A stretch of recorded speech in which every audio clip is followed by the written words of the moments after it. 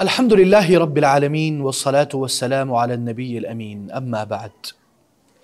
پیارے بھائیوں، یہ موسم سرما کے متعلق ایک تیسرا ادب میں آپ کو بتانے جا رہا ہوں۔ اس سے پہلے کے آداب ذکر کیے جا چکے ہیں۔ تیسرا ادب جو یہ ہے کہ موسم میں سرما میں انسان سردی میں ان ٹھہرتی راتوں میں اس میں کوئی شک نہیں وہ تکلیف سے گزرتا ہے، اور خاص کر جب گرم کپڑے نہ ہو، لحاف نہ ہو اور سردی سے بچاؤ کا کوئی مناسب انتظام نہ ہو تو یہ تکلیف اور بڑھ جاتی ہے۔ پھر ان سردی میں ٹھنڈ ہواؤں سے انسان بسا اوقات نزلہ زکام اور کھانسی اور بخار میں پڑ جاتا ہے، جس سے کئی قسم کی پریشانیوں میں انسان مبتلا ہو جاتا ہے۔ تو اس میں انسان کو کیا کرنا چاہیے؟ کیا انسان روئے، گڑ گڑائے، پچھتائے اور شکوہ شکایت کرے اور اللہ سے یعنی نعوذ باللہ مایوسی کا شکار ہو جائے؟ نہیں، بلکہ اس حالت میں انسان کو چاہیے کہ وہ عافیت کی دعا کرے، عافیت کا طلب کرے اور اللہ تعالیٰ سے یہ دعا کرے کہ یا اللہ مجھے عافیت عطا فرما۔ جیسے کہ صحیح حدیث میں ہے، سنن ترمذی کی روایت ہے کہ رسول اللہ صلی اللہ علیہ وسلم فرماتے ہیں کہ ما سئل اللہ شیئا احب الیہ من ان یسأل العافیہ، یعنی اللہ تعالیٰ کو مانگنے والی چیزوں میں سے کوئی ایسی چیز اتنی زیادہ محبوب نہیں جس طرح اللہ تعالیٰ سے اللہ کے نزدیک عافیت طلب کرنا۔ یہ اللہ کے نزدیک مانگنے والی چیزوں میں سے سب سے زیادہ محبوب اور پسندیدہ ہے کہ بندہ اس کو مانگے۔ اسی لیے رسول اللہ صلی اللہ علیہ وسلم نے ایک دن منبر پر کھڑے ہو کے یہ دعا اور یہ بتلایا اور یہ نصیحت کی۔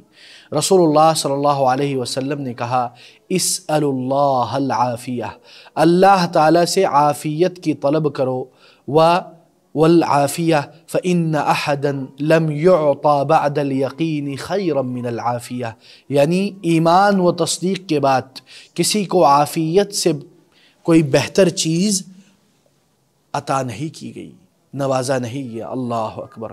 اسی طرح حضرت انس بن مالک رضی اللہ عنہ روایت کرتے ہیں کہ ایک شخص نے نبی کریم صلی اللہ علیہ وسلم کے خدمت میں حاضر ہوا اور کہنے لگا یا رسول اللہ ای الدعاء افضل، اے اللہ کے نبی وہ کون سی دعا ہے جو افضل ہے، جو بہتر ہے، جو اولا ہے، اکمل ہے، اجمل ہے؟ تو رسول اللہ صلی اللہ علیہ وسلم نے کہا سل ربک العافیہ والمعافاة فی الدنیا والآخرہ۔ اللہ اکبر۔ یعنی رسول اللہ صلی اللہ علیہ وسلم کہہ رہے ہیں کہ اپنے رب سے دنیا و آخرت کی عافیت اور معافی کا سوال کرو، یعنی اللہ تعالیٰ سے معافی بھی مانگو اور عافیت بھی طلب کرو دنیا و آخرت میں۔ اور رسول اللہ صلی اللہ علیہ وسلم کے اس روایت میں یہ بھی موجود ہے کہ وہ شخص اگلے دن بھی آیا اور وہی سوال دہرایا، رسول صلی اللہ علیہ وسلم نے پھر وہی جواب دہرایا۔ تیسرے دن آیا، پھر اس نے یہی سوال کیا، رسول اللہ صلی اللہ علیہ وسلم نے وہی جواب دیا اور پھر کہا فَإِذَا أُعْطِيتَ الْعَافِيَةَ فِي الدُّنْيَا اعطیتها فی الآخرہ فقد افلحت۔ اللہ اکبر۔ اعطیتها فی الآخرۃ فقد افلحت، جب تمہیں دنیا میں و آخرت کی عافیت سے نواز دیا جائے گا تو سمجھ لیجیو کہ تم نجات پا گئے ہو، فلاح ہو گئے ہو، کامیاب و کامران ہو چکے ہو۔ یہ سنن ترمذی کی حدیث نمبر 3512 ہے۔ عافیت کے متعلق بعض دعائیں موجود ہیں جو ہمیں یاد ہوں گی یا ہونی چاہیے اگر نہیں ہے، جس میں سنن ابو داؤد کی روایت ہے حدیث نمبر 1425 میں، جیسے کہ حدیث ہے کہ رسول اللہ صلی اللہ علیہ وسلم فرماتے ہیں اللہم اہدنی فی من ہدیت وعافنی فی من عافیت وتولنی فی من تولیت وبارک لی فیما اعطیت وقنا شر ما قضیت وقنی شر ما قضیت، فی روایت اخرى انک تقضی ولا یقضى علیک وَإِنَّهُ لَا يَذِلُّ مَنْ وَالَيْتَ وَلَا يَعِزُّ مَنْ عَادَيْتَ تَبَارَكْتَ رَبَّنَا وَتَعَالَيْتَ۔ اس سے ہمیں پتہ چلتا ہے اس دعا میں زیادہ تر عافیت کا طلب کیا گیا ہے۔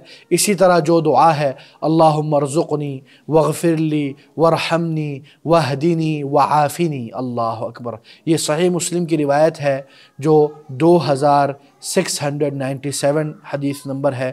اللہ تعالیٰ سے دعا گو ہوں اللہ تعالیٰ ہمیں دنیا و آخرت کی عافیت عطا فرمائے۔ اور اسی طرح یہ بھی یاد رکھیں جو دعا ہے بڑی معروف، ربنا آتنا فی الدنیا حسنہ وفی الآخرۃ حسنہ وقنا عذاب النار، یہ دعا بھی بہت ضروری ہے۔ بارک اللہ فیکم، جزاکم اللہ خیر، اللہ تعالی ہم سب کو دنیا و آخرت کی عافیت عطا فرمائے۔ والسلام علیکم ورحمۃ اللہ وبرکاتہ۔